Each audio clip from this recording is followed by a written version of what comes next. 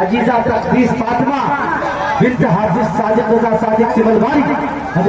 देखिए ये बच्ची है और कितनी छोटी बच्ची है और एक स्कूल की स्टूडेंट है, मगर देखिए पढ़ने का अंदाज कितना प्यारा है, क्योंकि दरसगाह बहुत खूबसूरत है जी, क्योंकि अपने बाप की दरसगाह में जो तालीम से आरास्ता पैरास्ता हो रही है इसके तो उसका आपको यानी कि समरा आप अपने माथे की निगाहों से देख रहे हैं। आप लोगों से गुजारिश है कि ये बच्ची को जरा करीब से सुनिए और अपने बच्चे को पढ़ाने का जज्बा पैदा कीजिए।